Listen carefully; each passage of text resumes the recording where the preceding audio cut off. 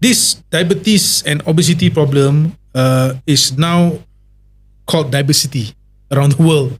And benda ni it is the continuous pandemic. Continuous pandemic, right? It is. And then you can see that there's a shift of patients that used to be at the age of 50s and 60s.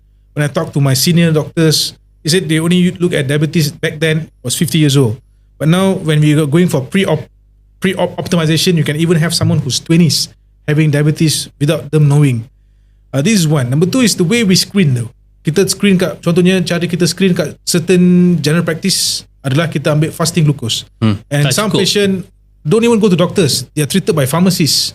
They're treated by pharmacists. The pharmacists don't even take the HbA1c.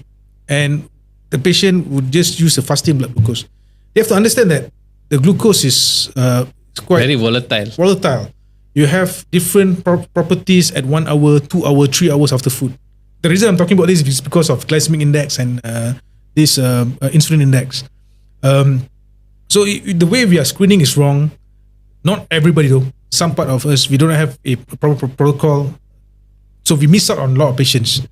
And bila kita tengok patient tu, dia dah banyak komplikasi. And then bila dah banyak komplikasi, kita hanya pentingkan atau kita hanya bagi mereka ubat-ubatan. Another one more to test to add. Selain daripada sugar, fasting blood sugar, HbA1c is the serum insulin. Serum insulin is never taken. I'm very sorry to say. This I need to break this though. Because when it comes to serum insulin, I'm very sorry. It's super expensive for me to do research because no one does it. We do it. I do it. Yes, you do it. Only certain people though. So if we have more people doing it, and then it will be quite low cost though. But I found an alternative, Roland. I found that you can now. I mean, if you have insulin, kita boleh calculate kerentanan insulin dengan menggunakan insulin dan glukos. Jadi insulin yang kita ambil dari darah, kita check dengan glukos masa you puasa, dan kita guna satu formula nama dia HOMA IR. Okay, I know. Dengan HOMA 2B lah. Tapi sekarang kita gunakan benda baru. Kita boleh gunakan triglyceride dengan glukos sebagai surrogate lah. Okay. So UTM dia guna benda ni, dan kita dah bagikan, kita dapat, we have data of 12,000 orang. UTM gunakan AI, and mereka telah buat mereka telah klasifikasikan diabetes kepada 3 group. Obese related, insulin resistant, and old age related. Just with these markers. Just with triglyceride glucose index, just with visceral adiposity index, which you use the BMI, use the waist circumference, and some other part like you said, which is nutritional measurements. By just using more data, you can stratify all these patients, and we can precisely work on this. So I think one of the approach that you said is now the government should take in tandem and collaboration with universities would be this.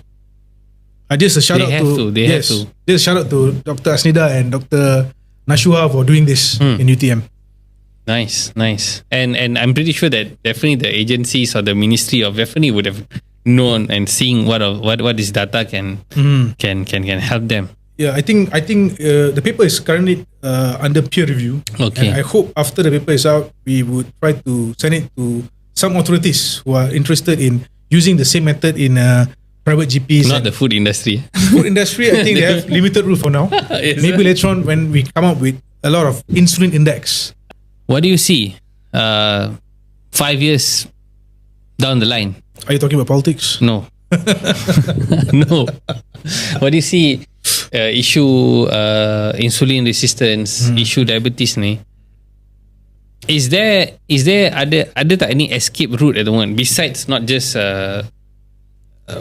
of course calorie watching sangat-sangat penting. Kita tak boleh deny pun apa juga teknik-teknik lain yang guna, it goes down still to the calorie watching and being specific understanding kita punya macros tu sangat-sangat penting. Is there anything else that you think that in terms of tech, in terms of research, is going to play big roles that is going to come in and do some game changing? I think kat sini. I think yes. I'm going to be very positive for this. Yes, sebab apa? Sebab kita dah start cluster, kita dah sub-cluster cluster diabetes ni kepada, seperti saya cakap tadi, kita stratakan kepada 3 group. Ini dengan data yang kita ada kat KK, which is kat KK kita tak ambil serum insulin. We don't take homocysteine and etc. If you look at Japan, they have 7 subclusters.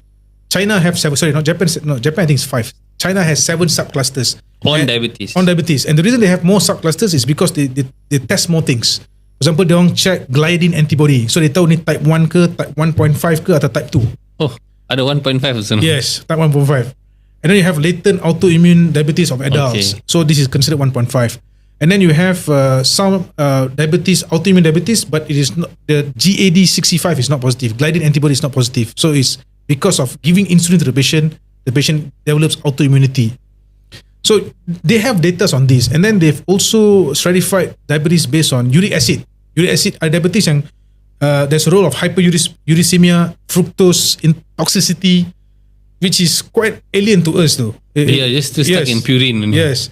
So China has done this and they have 7 data. If you look at that, their R&D, and we try to replicate here, and then we have more parameters, I think it's going to be an exciting time ahead if we have more clusters, and it'll be more precise.